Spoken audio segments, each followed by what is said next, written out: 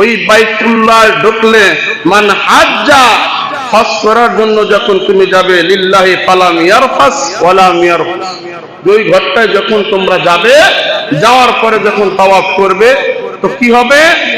বলতেছে রাজা কায়াউমি ওয়ালাদুহু উম্মুহু। উম্মু মানে তো বোঝেন মা, মায়ের ঘরে সন্তান যেমন করে ভূমিষ্ঠ হইলে নিষ্পাপ হয়ে যায়, গুনাহ থাকে না, ঠিক তদ্রুপ আল্লাহ তাআলা তাকে নিষ্পাপ বানাইয়া পাঠাইয়া দেয়। সুবহানাল্লাহ। ওই ঘরটা বড় বরকতময় ঘর, আল্লাহর কোরআন বলতেছে। সুবহানাল্লাহ বলেন। দেখেন না সৌদিতে কোনো কিছুর অভাব আছে? বলেন আছে? এত নিয়ামত আল্লাহ তাআলা দিয়ে রাখছে কেন? যে বরকতের কারণে। শুধু আরেকটা বরকত হলো ওই জায়গাতে রাহমাতুল লিল আলামিন জন্ম নিয়েছে। সুবহানাল্লাহ বলেন। তাহলে এখন আসি, লম্বা ঘটনা, লম্বা আলোচনা, লম্বায় যাব না। তো এই ঘরটা কয়বার নির্মাণ হয়েছে? 10 বার। এটা মনে রাখবেন, 10 বার নির্মাণ হয়েছে। প্রথম যে নির্মাণটা আল্লাহ তাআলা করে দেখেন, পৃথিবীর জমিনে যখন কোন মানুষ ছিল না, সব ছিল পানি আর পানি। আর এই পানি অবস্থাতে আমার আল্লাহ তাআলা ফেরেশতার দ্বারা ইতিহাসের পাতায় উঠেছে যে সাগরের ঢেউ উঠলে যে রকমের ফেনা তৈরি হয়। কি তৈরি হয়? ফেনা তৈরি হয়। ওই ফেনা তৈরি হওয়ার পরে কিছুক্ষণ পরে ফেনাটা শক্ত হয়ে যায়। এই পৃথিবী যখন ছিল পানি আর পানি, কোনো গাছপালা, তরুলতা, মানুষজন কিছুই ছিল না। আমার আল্লাহ তাআলা এই পৃথিবীতে এরকমের ফেনা অবস্থাতে এমন একটা ভাসমান স্থান আল্লাহ তাআলা তৈরি করেছে। ওই তৈরিটা করেছেন সর্বপ্রথম যে ঘরটা, ওই ঘরটার নাম হইল বাইতুল্লাহ।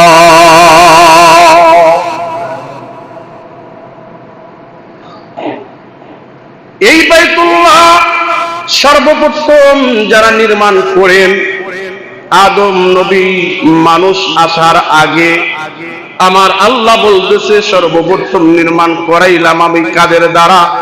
হে মানুষ, যখন তোরা এই পৃথিবীতে ছিলি না, তখন আমি ফেরেশতাদের দ্বারা সর্বপ্রথম আমি এই ঘরটাকে নির্মাণ করি। সর্বপ্রথম এই ঘরটাকে নির্মাণ করে কাদের দ্বারা? মুখস্থ করে না নওয়াজ। কাদের দ্বারা? ফেরেশতার দ্বারা। এরপরে আল্লাহ তাআলা ওই ঘরটাকে আবার সংস্কার করে, এই সংস্কার যার দ্বারা করেছেন হযরত আদম আলাইহিস সালাতু ওয়াস সালামের দ্বারা। সুবহানাল্লাহ। আদম নবী দীর্ঘদিন এই বাইতুল্লাহ ছিল। আবার বাইতুল্লাহ আবার যার দ্বারা নির্মাণ করেন তিনি একজন নবী, শীষ আলাইহিস সালাতু ওয়াস সালামের দ্বারা আমার আল্লাহ তাআলা আবার এই বাইতুল্লাহকে নির্মাণ করে। 3 বার নির্মাণ হয়ে গেল। চতুর্থবার আল্লাহ তাআলা পৃথিবীর জমিনকে একটা নূহ নবীর দ্বারা পল্লাব করে দিল। সুবহানাল্লাহ বলেন। নূহ নবীর পরে মাকামে মাহমুদের নামে একটা যে পাথর রয়েছে, ওই পাথরটাকে আমার আল্লাহ তাআলা সরাইয়া একটা পাহাড়ের উপরে রেখে বাসায় রাখলেন। সুবহানাল্লাহ বলেন। এই পাথরটা হলো জান্নাতের পাথর। কি বলেন? এটা পাথরটা কোথার? ফেরেশতারা নিয়ে আসছে, এটা জান্নাতি পাথর। এই পাথরটা চুমা দিলি গুনাহ মাফ। পাথরটা ছিল সাদা, হয়ে গেল কালো। ছিল কি ভাই?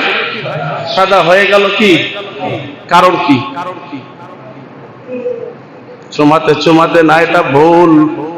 বান্দা যখন গুনাহ করতে করতে করতে করতে গুনাহ নিয়ে যায়, ওই গুনাহগুলি চোষণ করতে করতে বান্দাকে নিষ্পাপ করে বাড়ি ফিরা দেয়। সুবহানাল্লাহ বলেন। এই জন্য ওই মাকামে মাহমুদের পাথরটা কালো হয়ে গেছে। আল্লাহ তাআলা নূহ নবীর দ্বারা যখন লয় পল্লয় হয়ে গেল, এই নূহ নবীর পরে দীর্ঘ একটা গ্যাপ, দীর্ঘ একটা সময় ছিল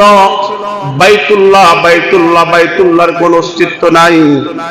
আমার আল্লাহ তাআলা ইব্রাহিম নবীকে অর্ডার দিল। সুবহানাল্লাহ বলেন। কাকে অর্ডার দিল? ইব্রাহিম নবীকে অর্ডার দিল। পয়গম্বর ইব্রাহিম নবী তার সন্তান ইসমাঈল আলাইহিস সালাম বাপ আর বেটা মিলে এই বাইতুল্লাহ আবার নির্মাণ করলেন। বাইতুল্লাহ নির্মাণ করলেন। এই বাইতুল্লাহ নির্মাণের বড় লম্বা ইতিহাস। অনেক কষ্ট করে ইসমাঈল আর ইব্রাহিম নবী এই বাইতুল্লাহ নির্মাণ করেন। সুবহানাল্লাহি ওয়া বিহামদিহি।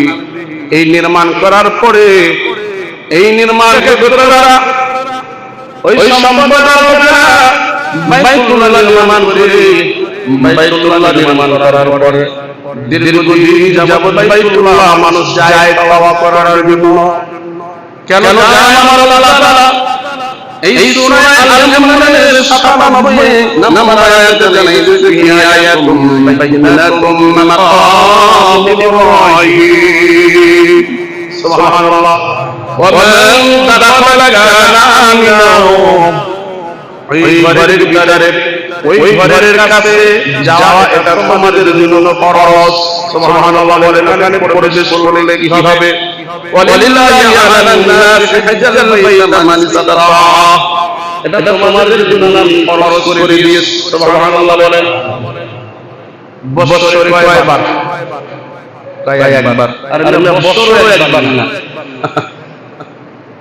জোসেফের সাথে বুঝতে হবে। খালি বলে দিয়েন। বছরে একবার না, সামাত্র হওয়ার পরে একবার ফরজ। বুঝাইতে পারছি? সামাত্র হওয়ার পরে কয়বার ফরজ? আর পাঁচ ওয়াক্ত নামাজে কয়বার ফরজ? পাঁচ ওয়াক্তই ফরজ। ঠিক না? পাঁচ ওয়াক্ত নামাজে কয়বার ফরজ? বাইতুল্লাহ যাই, মাশাআল্লাহ ভালো, কিন্তু মসজিদে আসি না। এরকম খবর আছে না নাই? মসজিদে আসতে চাই। মসজিদে নামাজ পাঁচ ওয়াক্ত পড়ি না। পাঁচ ওয়াক্ত নামাজে কত ফরজ? 17 ফরজ। পাঁচ ওয়াক্ত নামাজে 17 ফরজ।